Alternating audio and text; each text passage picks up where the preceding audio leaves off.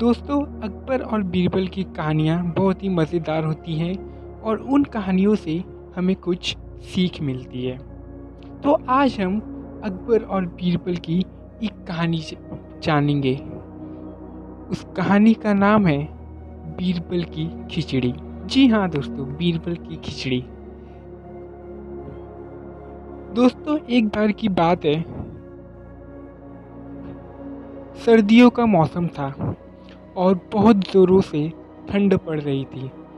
चारों तरफ ठंडी ठंड थी। वहाँ बाहर जाना भी बहुत मुश्किल होता था। एक दिन राजा अकबर अपने सैनिकों और बीरबल के साथ बाहर जंगल में घूमने गए।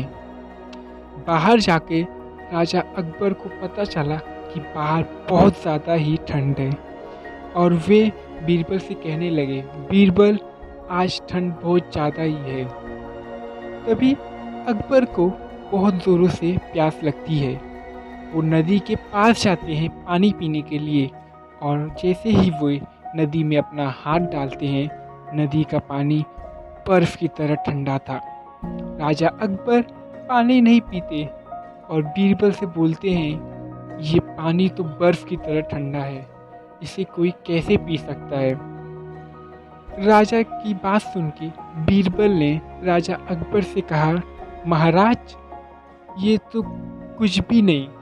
हमारी प्रजा इसी ठंडे पानी का इस्तेमाल कर अपना गुजारा करती है। अकबर को इस बात का यकीन नहीं हुआ।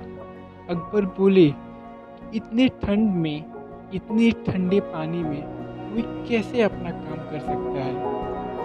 पास में ही एक गरीब आदमी अकबर और बीरबल की बातें सुन रहा था। वो पास आता है और राजा अकबर से कहता है, महाराज, ये बात सच है। हम इसी ठंडे पानी से खुद का काम करते हैं। अकबर को उसकी बातों पर विश्वास नहीं हो रहा था, तो अकबर ने उस आदमी से कहा, क्या तुम मुझे पूरी रात इस ठंडे पानी में खड़े होकर दिखा सकते हो। अकबर की बात सुन के बीरबल चौंक गए। अकबर ने कहा, अगर तुमने पूरी रात इस ठंडे पानी में खड़ा रह के हमें दिखाया तो हम तुम्हें खूब सारा इनाम देंगे। गरीब आदमी राजा अकबर की बात मान गया और वह एक रात के लिए ठंडे बर्फ जैसे पानी में खड़े रहने के लिए तैयार हो गया। राजा अकबर ने अपने सैनिक वहाँ खड़े कर दिए ताकि वे उस गरीब आदमी पे नज़र रख सकें। पूरी रात वो आदमी उस ठंडे पानी में खड़े रहा और रात बीतने के बाद वो राजा अकबर के पास जाता है और उनसे कहता है, महाराज, मैं पूरी रात पानी में खड़ा रहा। राजा अकबर बहुत खुश होते हैं और उस आदमी से पूछते हैं, हमें ये बताओ, तुमने ये कैसे कर लिया? क्या तुम्हें ठंड नहीं लगी? गरीब आदमी राजा अकबर को बताता है, महाराज, मुझे ठंड तो लग रही थी, लेकिन आपके महल के ऊपर जो दीप था, मैं उसी की तरफ पूरी रात देखता रहा और अपना ध्यान उसी पे केंद्रित किया था, जिससे मैंने पूरी रात काट ली।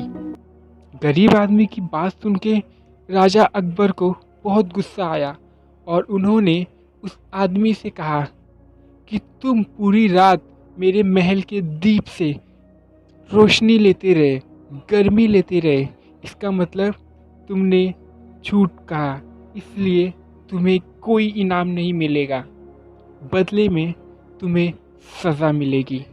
इतना बोलने के बाद राजा अकबर ने उस गरीब भले आदमी को कारागार में डाल दिया। जब ये बात बीरबल को पता चली तो बीरबल उस आदमी से मिलने आए और बीरबल ने उस आदमी को कहा, तुम घबराओ नहीं, मैं तुम्हें यहाँ से बाहर निकालूंगा। और बीरबल वहाँ से चले जाते हैं। अगली सुबह राजा अकबर के दरबार में सभी उपस्थित होते हैं, लेकिन बीरबल नहीं आते। राजा अकबर अपने सैनिकों को बीरबल को बुलाने के लिए भेजते हैं। सैनिक जब बीरबल के घर जाते हैं तो वे देखते हैं बीरबल नीचे आग जलाकर पेड़ पे मटकी टांगकर वहाँ खिचड़ी पका रहे थे।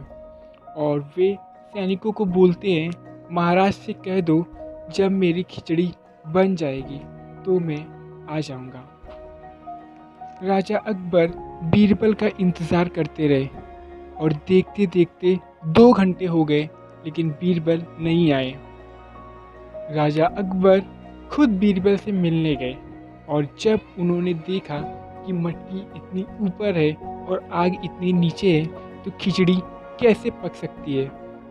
राजा अकबर ने बीरबल से कहा, बीरबल तुम पागल हो गए हो, इतनी ऊपर आग नहीं पहुंच सकती। तभी बीरबल ने अकबर से कहा, महाराज अगर इतनी छोटी जगह से आग ऊपर नहीं जा सकती तो फिर आपके महल इतनी दूर छोटे से दिए से वो आदमी रोशनी या गर्मी कैसे ले सकता है। बीरबल की बात सुन के अकबर को अपनी गलती का एहसास हुआ और उन्होंने उस गरीब आदमी को रिहा करके उसे खूब सारा इनाम दिया। और बीरबल ने एक बार फिर अपने चतुराई से एक गरीब आदमी की जान बचाई और एक सीख राजा अकबर को दी।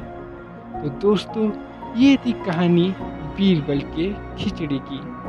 अगर आपको ये कहानी पसंद आई तो प्लीज़ इसे अपने दोस्तों के साथ ज़रूर शेयर करिए, उन्हें भी बताइए इस कहानी के बारे में और हमारे चैनल को सब्सक्राइब करिए, लाइक करिए एंड शेयर करिए। थैंक यू गाइस एंड तब तक के लिए गुड बाय।